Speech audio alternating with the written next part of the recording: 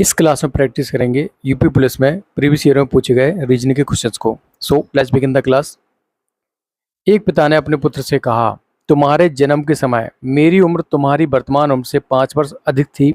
यदि अब पिता की उम्र 39 वर्ष है तो पुत्र की उम्र 5 वर्ष पहले कितनी थी। क्वेश्चन में ये बोला जा रहा है कि एक पिता अपने पुत्र से बोलता है कि तुम्हारे जन्म के समय जो मेरी उम्र थी वो तुम्हारी वर्तमान उम्र से 5 वर्ष अधिक थी, तो बताओ कि 5 वर्ष पहले उसके पुत्र की जो एज है वो कितनी थी। तो किसी एक की तो पुत्र की हम मान लेते हैं, ये रहा पुत्र, ये रहा पिता। तो अगर हम पुत्र की वर्तमान उम्र x मान लेते हैं तो x + 5 हो जाएगी किसकी उम्र, पुत्र के जन्म के समय की। पुत्र के जन्म के समय जो पिता की उम्र थी उसकी बात हो जाएगी। अब ये बताइए हमारे पास क्या दे रखा है, पिता की उम्र दे रखी है वर्तमान में 39 वर्ष है।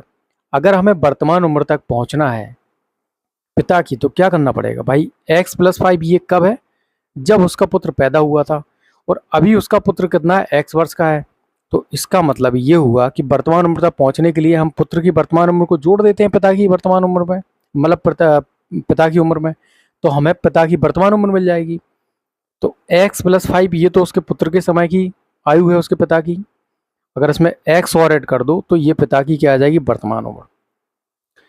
2x + 5 39, 2x = 34, x = 17।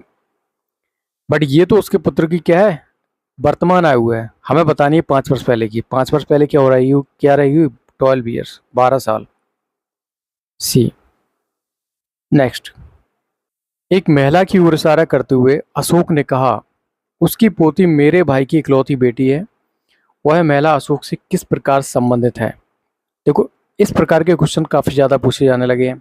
अब इनको बनाने में थोड़ा सा प्रॉब्लम फेस होती है, लेकिन मैं आपको बता रहा हूँ कि आपको इन क्वेश्चन को कहाँ से बनाना शुरू करना है। इस क्वेश्चन को मैं बनाऊंगा, उसकी पोती मेरे भाई की इकलौती बेटी है। तो पहले तो ये रहा अशोक, अशोक का भाई ये रहा, और अशोक के भाई की इकलौती बेटी ये रही। अब ये जो बेटी है ना वो किसी की इकलौती बेटी है, पोती है, तो अशोक के भाई की जो माँ होगी ये पता होगा उसी की, तो ये अशोक के भाई की पोती क्या हो जाएगी, मतलब बेटी क्या हो जाएगी, पोता या पोती हो जाएगी। तो अब बोले यार कि महिला अशोक से किस प्रकार संबंधित है। ये जो महिला है, सॉरी ये महिला है, तो ये महिला अशोक से किस प्रकार संबंधित है भाई, ये बताओ। जब इस महिला की ये जो लड़की है, अशोक के भाई की लड़की, वो पोती है, तो अशोक का भाई ये कौन है, अशोक का भाई ये है। तो जब ये अशोक के भाई की माँ है तो अशोक की भी क्या होगी, माँ ही होगी ना। ये रहा अशोक, तो क्या हो जाएगी, माँ। क्या बताया, महिला अशोक से कृपया, तो महिला के बारे में बताया कि महिला किस प्रकार संबंधित, तो महिला क्या होगी, माँ होगी ना अशोक की। नेक्स्ट, निम्नलिखित में से विषम को चुनिए, मतलब इनमें से हमें बताने की डिफरेंस कौन सा है। अगर इसमें इसका मल्टीप्लाई करें 5 या 15, 15 चौको 60, जब ये 3 का हुआ फिर 4 का हुआ, 5 का होना चाहिए, तो ये कितना आना चाहिए था, 6 पंचे 30, 300। फिर अगर इसमें 6 का करा देते तो ये 800, मतलब ये वाला जो टर्म है वो गलत लिखा हुआ है, 350, ये नहीं आना चाहिए था। तो यहाँ पर ए ऑप्शन क्या हो जाएगा, सही हो जाएगा, मतलब गलत है, जो कि सही बताना था, गलत चुनना था, वो सही होगा, ए ऑप्शन यहाँ पर। चलिए नेक्स्ट क्वेश्चन को करते हैं। निम्नलिखित में से विषम को चुनिए। 1331 जो है वो 11 का क्यूब होता है, और 1728 12 का क्यूब, और ये होता है 13 का क्यूब, और 2744 होता है 14 का क्यूब, और 15 का जो क्यूब होता है वो होता है आपका 3375। तो यहाँ पर कौन सा डिफरेंस हुआ, हमें बेजोड़ चुनना था, विषम। तो ये 15 का क्यूब नहीं है, गलत लिखा हुआ है, तो सी वाला ऑप्शन क्या हो जाएगा, यहाँ पर करेक्ट हो जाएगा। नेक्स्ट, निर्धारित कीजिए कि दिए गए शब्द पोटेशियम के प्रत्येक अक्षर का केवल एक बार प्रयोग करके निम्नलिखित में कौन सा शब्द बनाया जा सकता है। माउस को तो बना नहीं सकते क्योंकि कहीं पर भी ई का यहाँ पर इन्वॉल्वमेंट नहीं है। पॉप्स, पी को हम कितनी बार यूज कर रहे हैं, 3 टाइम्स, भाई पी सिर्फ एक बार दे रखा है, एक ही बार यूज कर सकते हैं उसको। मास, एम ए डबल एस, देखो एम यहाँ पर है, ए यहाँ पर है, डबल एस भी मिल गया, मतलब सारे के सारे अक्षर मिल गए। टोस्ट, टी यहाँ पर 2 टाइम्स नहीं दे रखा, देखो सिर्फ एक बार दे रखा है, तो टी भी डी भी नहीं होगा, तो यहाँ पर सी होगा correct. Next, T S L E double E B अक्षरों की श्रृंखला की व्यवस्था को ध्यान से देखिए। तार्किक व्यवस्था निम्नलिखित में से कौन सा सार्थक शब्द दे सकती है? टीजल, कोई ये सार्थक शब्द आपने सुना है किसी का नाम? Leaf, L E A B, leaf मिस होता है पत्ती, लेकिन ए कहाँ से लाओगे, हटा दो। बेसल, B double S E L, B E double S कहाँ से लाओगे, तो क्या हो जाएगा, S T double E L, steel बन जाएगा यहाँ से। सो डी यहाँ पर क्या हो जाएगा, करेक्ट होता। नेक्स्ट, यदि P भाग को दर्शाता है, Q दर्शाता है गुणे को, R प्लस को, और S क्या दर्शाता है, नेगेटिव को, तो इस समीकरण की हमें वैल्यू बतानी है। सबसे पहले देखो इन क्वेश्चन को आपको कैसे इजी वे में और शॉर्ट टाइम में सॉल्व कर लेना है। बोर्ड मास में क्या होता है, ब्रैकेट और ऑफ तो यहाँ दे नहीं रखा है, तो सबसे पहले क्या आएगा, डिवाइड, फिर आएगा मल्टीप्लाई। सबसे पहले हम डिवाइड करा लेते हैं इस क्वेश्चन। भाई इसको ऐसे उतारने की जरूरत नहीं है कि आप पहले इसको उतार रहे हो फिर उसके बाद सॉल्व कर रहे हो, भाई इसमें तो आपको काफ़ी ज़्यादा टाइम जाएगा। सबसे पहले डिवाइड करा लेते हैं। डिवाइड मतलब क्या है, डिवाइड वाला क्या दर्शा रहा है, पी, तो पी कहाँ दे रखा है, पी दे रखा है 15 और 3 के बीच में, तो यहाँ पर वैल्यू आ गई 5। अब क्या करेंगे हम, मल्टीप्लाई करा देंगे, क्यों दर्शाता है मल्टीप्लाई को, तो 9 क्या हो जाएगा, मल्टीप्लाई बाई 5, तो ये वैल्यू आ गई 45। अब बचा हमारे पास प्लस और नेगेटिव, तो आर क्या दर्शाता है, प्लस को, तो आर 8, फिर एस क्या दर्शाएगा, माइनस को, जाहिर सी बात है, तो ये 53 और माइनस के कितना हो जाएगा 5, सॉरी 8 5 13, 53 माइनस के कितना आ जाएगा 5, तो ये कितना हो जाएगा भाई, यहाँ से 5 का हो तो कितना हो जाएगा, ये 58, सॉरी 48। सो यहाँ पर क्या हो जाएगा, A will be the correct. Next, यदि आप उत्तर पूर्व की ओर मुंह करके शुरू करें और 45 डिग्री बाईं ओर मुड़ें, तो अब आप किस दिशा में मुंह करे होंगे? सबसे पहले तो देखो आप किस दिशा में मुंह करके खड़े हो, उत्तर पूर्व में। उत्तर पूर्व क्या होता है, नॉर्थ ईस्ट। आप यहाँ पर खड़े हो, फिर आप 45 डिग्री बाएं मुड़ जाते हो, भाई 45 डिग्री बाएं मुड़ने का मतलब है लेफ्ट में, तो ये वाली दिशा कौन सी होती है भाई, ये नॉर्थ की तो होगी ना, क्या हो जाएगा, अब आप देख रहे हो उत्तर की तरफ। नेक्स्ट, संबंधित संख्या ज्ञात कीजिए। 7 से बना है 48, तो 12 से क्या बनेगा, जिस प्रकार से हम 7 का स्क्वायर में से अगर -1 को सब्ट्रैक्ट कर दें तो 48 आ जाएगा, सेम अगर हम 12 का स्क्वायर करके इसमें से -1 सब्ट्रैक्ट कर देते हैं तो क्या आ जाएगा भाई, 144 माइनस के 1 is equal 143। So A. Next, दिए गए विकल्पों में से विषम को चुनिए। जैसे कि ये लिखा हुआ है 3 का क्यूब, और ये लिखा हुआ है 5 का क्यूब, ये लिखा हुआ है 7 का क्यूब, और ये लिखा हुआ है 8 का क्यूब, और ये लिखा है आपका 9 का क्यूब।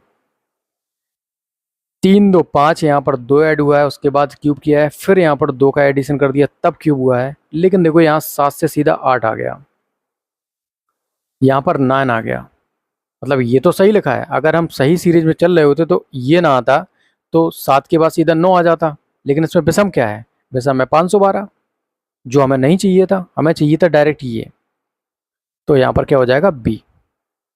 नेक्स्ट, अब इनमें से बताने की अगली वाली जो फिगर है वो कौन सी होने वाली है। देखो ये इन दोनों फिगर को देखो और इन दोनों फिगर को देखो, ठीक है। जैसे कि मैं अगर इसको ट्रैक करता हूँ, ये वाले ये डॉट को, तो ये डॉट देखो इस वाले स्थान पर आ गया अगली वाली फिगर में, तो मतलब ये टू मतलब 2 स्थान इसने परिवर्तन कर लिया। और अगर इसको देखा जाए तो ये भी देखो क्या है, ये सॉरी अगर इसको देखो इस वाली फिगर में, तो पहले ये यहाँ पर आ गया, तो यहाँ पर आ गया, मतलब ये भी 2 स्थान खिसक गया। और ये एरो जो है वो पहले देखो 1 1 2 3 3 स्थान खिसक जाता है और इसकी डायरेक्शन चेंज हो जाती है, मतलब इस तरफ हो गया। अब यही रूल हमें इसमें अप्लाई करना है। ये जो डॉट है वो 2 टाइम्स खिसक जाएगा, तो ये यहाँ पर आ जाएगा इस वाले साइड में, ठीक है। अब इस वाली साइड में जिसमें दे रखा है उनको तो ले लेते हैं और बाकी सबको हटा देते हैं। भाई 3 में दे रखा है और ये डंडी भी 2 स्थान क्या है खिसकेगी भाई क्लॉक वाइज। तो पहले 1 2, तो यहाँ पर ये डंडी इस तरफ या इस तरफ आ जाएगी, तो इसको भी हटा दो। अब हमारे पास है एरो वाला। एरो क्या करता है, 3 स्थान खिसकता है, तो 1 2 3, और ये क्या करता है, डायरेक्शन चेंज कर लेता है। तो अब ये किस तरफ देखेगा, इस तरफ। तो यहाँ से क्या हो जाएगा, डी करेक्ट हो जाएगा और सी वाला भी एलिमिनेट कर दो। नेक्स्ट, एक निश्चित कोड में GARB को कोड किया गया हियर से, तो उस कोड में बताने कि ड्रॉप को क्या लिखा जाएगा। GARB को कोड किया है हमने हियर से, HEAR। यहाँ पर तो +1 ऐड कर दिया, फिर यहाँ पर +4 ऐड कर दिया, और यहाँ पर 9 8 17 मतलब कितना आ जाएगा, 27 हो गया, तो ये 9 ऐड कर दिया। अब यहाँ पर एक चीज़ आप देखो, ये लिखा है 1 का स्क्वायर, ये लिखा है 2 का स्क्वायर, और ये लिखा है 3 का स्क्वायर। तो अब हमें ऐड करना पड़ेगा कितना, 4 का स्क्वायर मतलब 16 को। सेम कर देते हैं भाई, पहले 1 ऐड करेंगे तो ई आ जाएगा, फिर 2 का स्क्वायर 4, 18 4 22, बी आ जाएगा। इसको भी एलिमेंट कर दो, इसको भी एलिमेंट कर दो, इसको भी एलिमेंट कर दो, सीधा सीधा आंसर आ गया बी। नेक्स्ट, संबंधित शब्द ज्ञात कीजिए। अगर बेसबॉल को डायमंड में खेला है, मतलब बेसबॉल का जो खेलने का स्थान होता है उसे हम डायमंड कहते हैं, तो कोर्ट में क्या खेला जाता है, स्क्वैश। नेक्स्ट, एक तस्वीर की ओर इशारा करते हुए मधु ने अपनी सहेली कृष्णा से कहा, वह मेरे पिता की माँ का इकलौता बेटा है। वह मेरे पिता, तो ये मधु यहाँ पर ये है, मधु के पिता ये हो गए। अब बोला क्या जा रहा है कि वह मेरे पिता की माँ का इकलौता बेटा है। मेरे पिता मतलब मधु के पिता की माँ का इकलौता बेटा है कौन, मधु का पिता ही तो होगा ना। तो बताना है कि मधु का तस्वीर वाले व्यक्ति से क्या संबंध है। भाई मधु इस तस्वीर वाले व्यक्ति से किस प्रकार संबंधित है, तो मधु क्या होगी, बेटी होगी, ए। नेक्स्ट, संबंधित शब्द ज्ञात कीजिए। हाथी का संबंध श्रीलंका से है, तो बताइए कंगारू का संबंध किससे होगा, ऑस्ट्रेलिया से। नेक्स्ट, दी गई अक्षर श्रृंखला को पूरा करने के लिए रिक्त स्थान भरिए। 1 6 7, 7 6 13, 13 6 19, मतलब यहाँ पर +6 और +6 का एडिशन हो रहा है। 2 6 8, 8 6 14, 14 6 20, तो यहाँ पर भी ये सीरीज काम कर रही है। +6, 3 6 9, 9 6 15, 15 6 21, मतलब यहाँ +6 हो रहा है।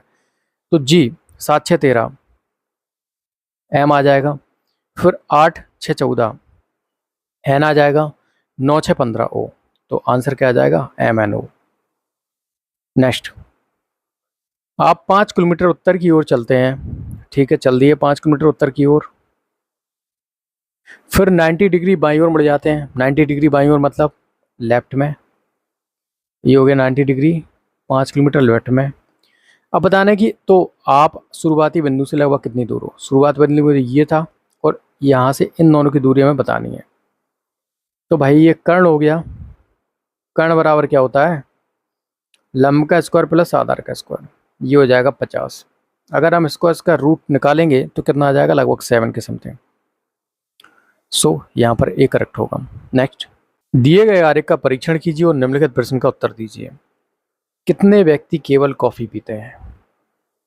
जैसे कि ये वाला जो सर्कल वाला पोर्शन है वो रिप्रेजेंट कर रहा है कॉफ़ी को, और ये जो ट्रायंगल वाला पोर्शन है, ये ट्रायंगल आपको दिख रहा है, वो दिखा रहा है किसको, देखिए चाय को, और ये रेक्टेंगल वाला पोर्शन जो दिखाई दे रहा है वो दिखा रहा है जूस को।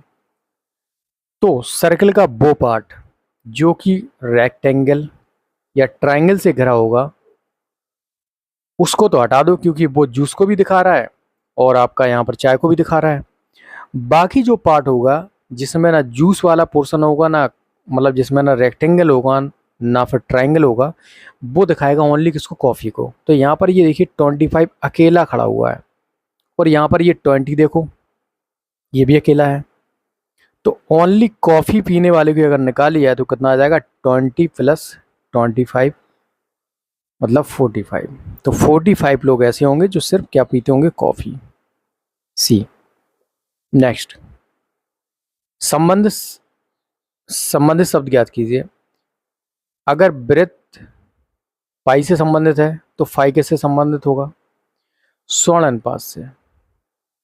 नेक्स्ट, उस आकृति को पहचानिए जो पैटर्न को पूरा करती है। भाई जिस प्रकार से अगर इन दोनों को देख लो, ये दोनों सिमिलर हैं तो ये दोनों सिमिलर ही होंगे ना। कौन सी इमेज दिखा रही है यहाँ पर, बी वाली। Next, okay that's all for today. If you like the video, subscribe कर लो एंड शेयर कर दो। Have a nice day.